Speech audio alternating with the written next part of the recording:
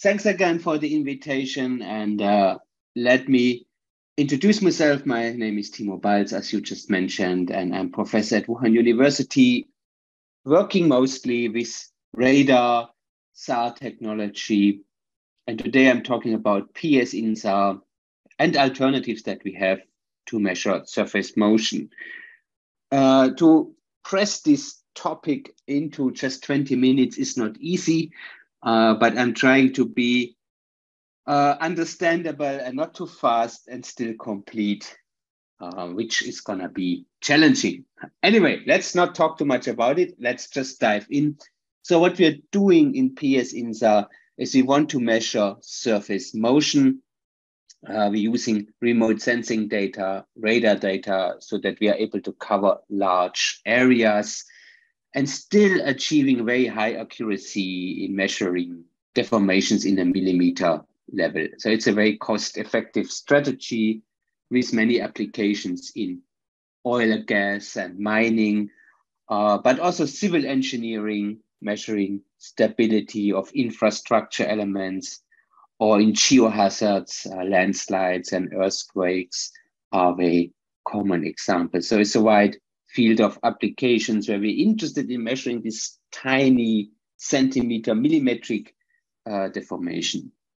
Now, we are comparing typically our results to GPS, and we can reach very comparable accuracies also in the millimeter level.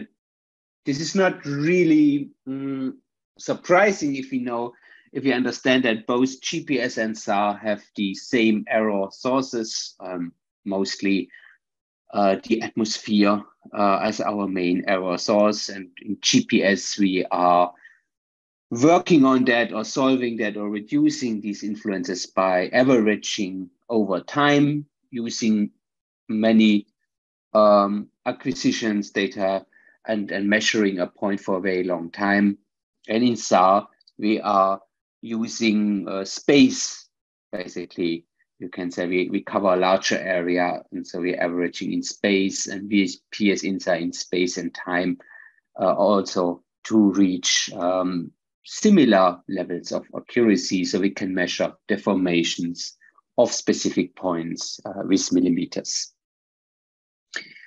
Now, some examples of that given here. So it's an example from Italy for measuring landslide activities in the Alpine region here. And it's a very good example. And if you look at the pictures very carefully, you will see there is in this Alpine region, there are not so much vegetation. And we have lots of rocks and formations and objects that are very favorable for radar, and we will come back to that because it doesn't work everywhere as nice as in this example. Another example, you see a very old one from 95 already. So we have here a building collapse in Tuscany in Italy due to a sinkhole, right? And going back at the radar data that was already available then, we can see that this deformation that happened before the sinkhole, we can see already small deformations in the area that later collapsed. And if we look at the time series marked then here in the red, we can see that shortly before the collapse, we see an increase in velocity. So that means from the data, from SAR data, we can actually detect such events. I would need to say we would be able to actually detect such events based on the data, but as often also these slides, they are done after the event happened, right? So in hindsight, and in hindsight, it's easy. While to actually predict sinkholes, and this example is from 95, so you see many years have gone past and we are still not really able to do that, right? If we use PSInSAR and you have an operator looking at a scene like that, without knowing that there will be a sinkhole, he might not recognize that. He might think, oh, that's maybe noise, it's just a few points. That doesn't look real. Curves like that might be interpreted. also as noise or as errors by computers that analyze that, or by human operators.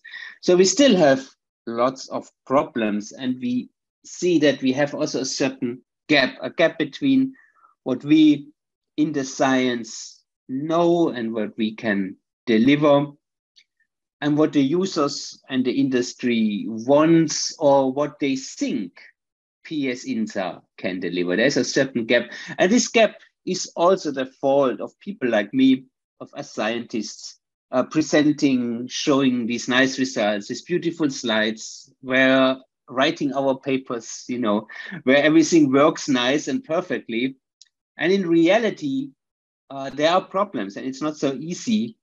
And there is a gap there, right? And the reasons are, PSInSAR is an opportunistic technology, which means it's working very well under favorable circumstances. If you have the opportunity to make that, if you have good points, right, under some scenes, it works very well. But otherwise, other times it may not work.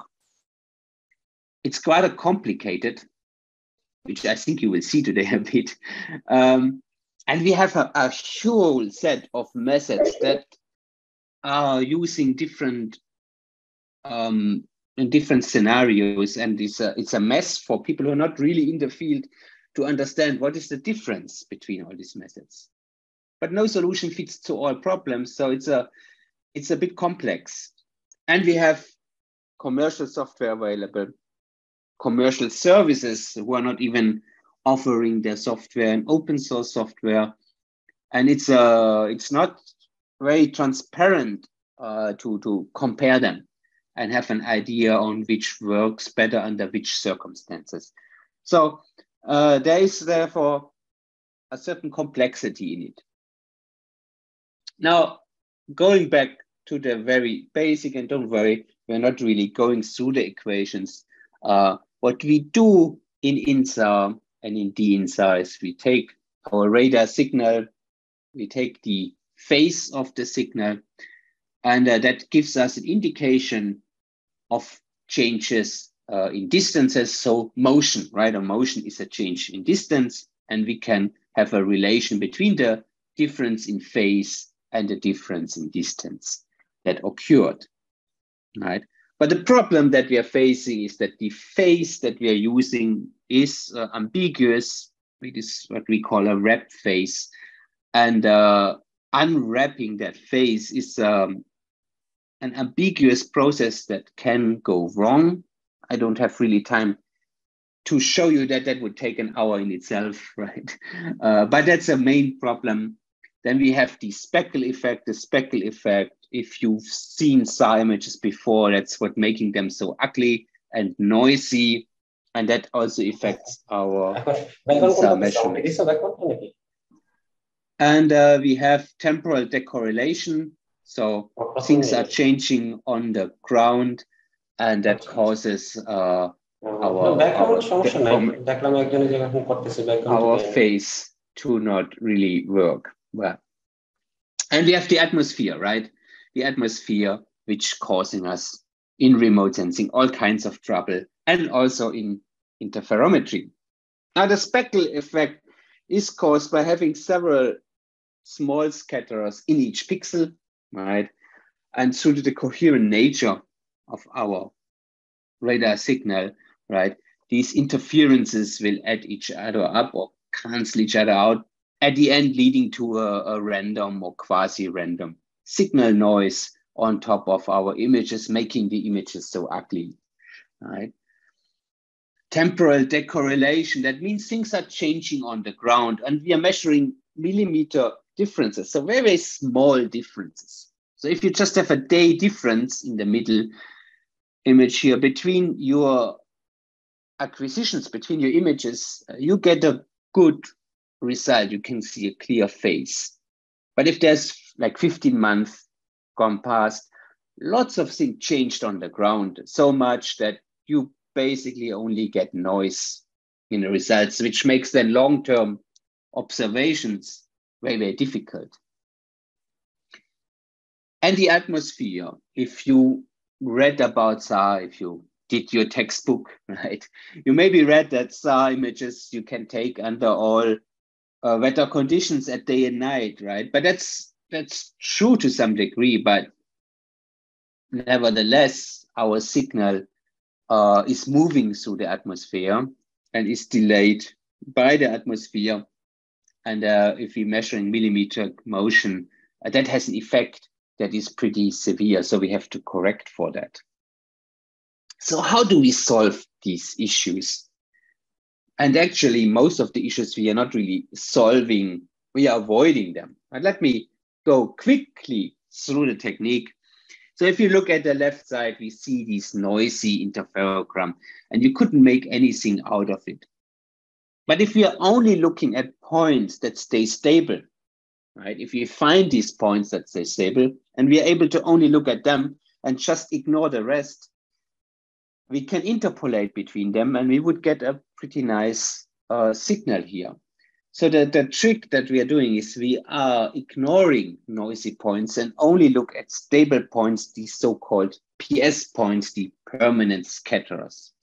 And they are formed normally from man-made objects, so buildings, pipelines, other metallic structures with perpendicular edges.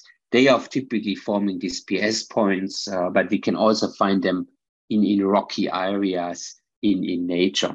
But in most cases, it's man-made objects.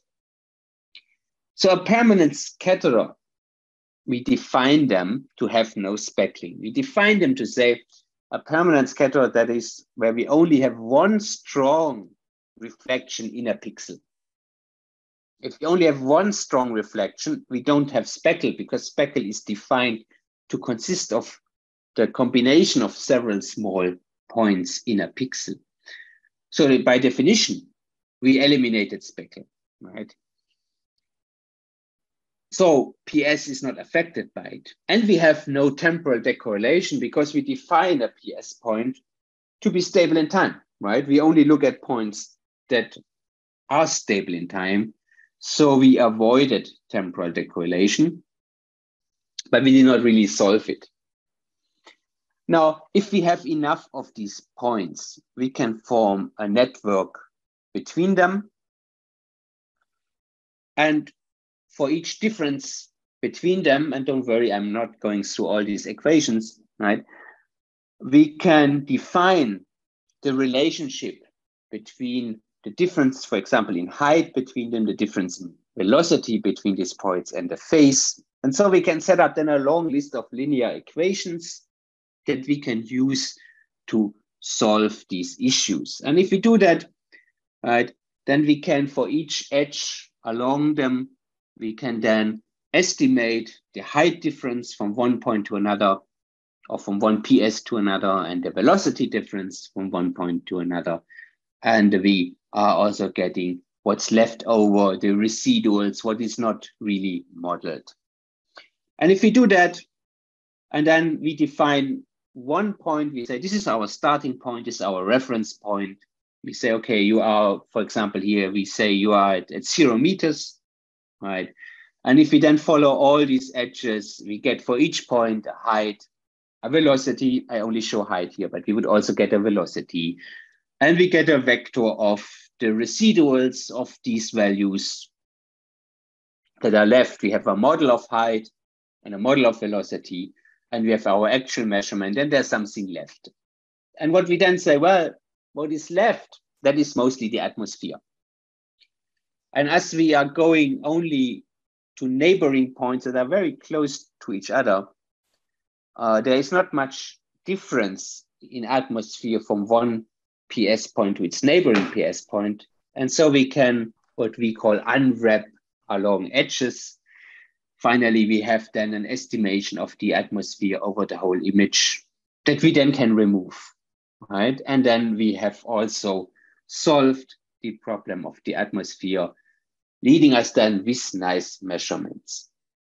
What we need to do that is a certain density of points.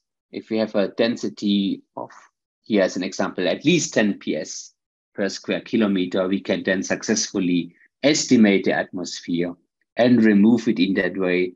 And we can come to these millimetric measurements as long as we get such density. And that is the problem, that we not always get this density.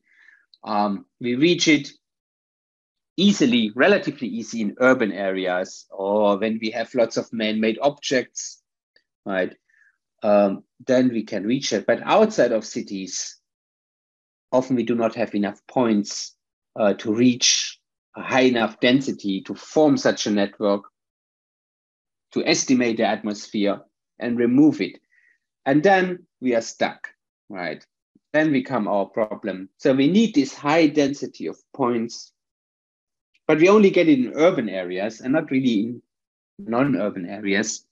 Another problem is we are typically estimating only linear motion. What about non-linear motion?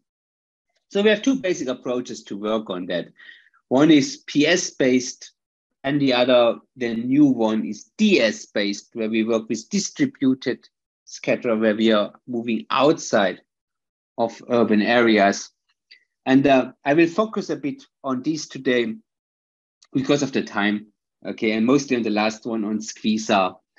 And when we form such networks, such PSInSAR, we are forming connections of interferograms. And for example, on the top left one, there would be PSInSAR. So we form all these connections to one single master. And when we work with DS-based scattering, so you want to minimize the line lengths, the spatial and temporal lengths, right? And so we have methods like SBUS or QPS. Or SQUIZAR, which is on the bottom right side, where we just do all interferograms. You see, that is then the maximum effort, basically, right? This is costing you lots of efforts to do that. And that's what I'm talking about at the last is SQUIZAR methods, where we move from PS to combine both. So in SQUIZAR, we are having PS-based PS, but we are also adding additionally DS points, distributed scatterers with short vegetations or homogeneous ground, and process them together. Right? So the idea is we have the PS point, and we can find distributed points by looking at pixels that show statistically homogeneous behavior. So when we find pixels that are statistically behave similarly over time to their neighbors, we group them together and then we process them together. Right? So if we see here, we have our stable points, man-made objects, which we have in PS. In the blue areas, in the forest areas, also with SQUIZAR, we will not get information because the vegetation is too high, the motion is too much. We will not get coherence, but there's large areas where we get some useful information.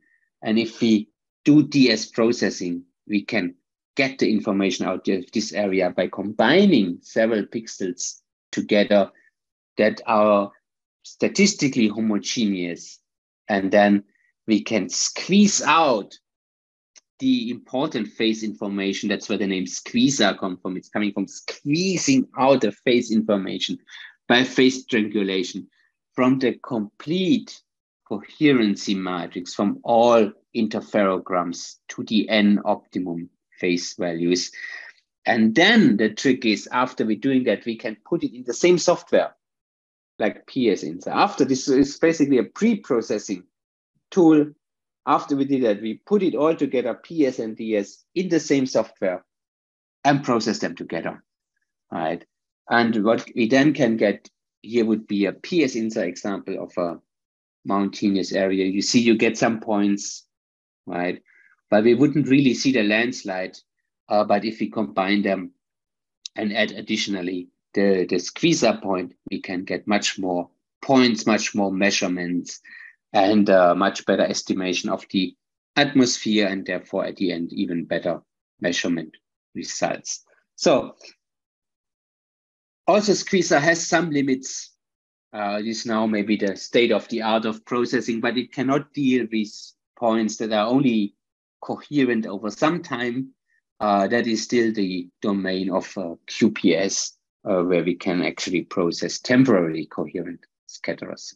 So I think I'm over my time, but just let me go. There's various methods for surface motion estimation with SAR. Knowing to use the right method is not easy because you have different assumption of the deformation patterns and atmospheric patterns to be used.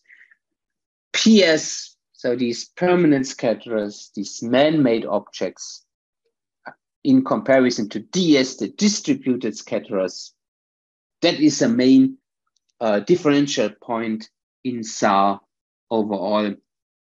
So that is very important. Are you dealing with PS or with DS in your area? And then you have to choose accordingly methods. Unfortunately, not all methods are available for every user.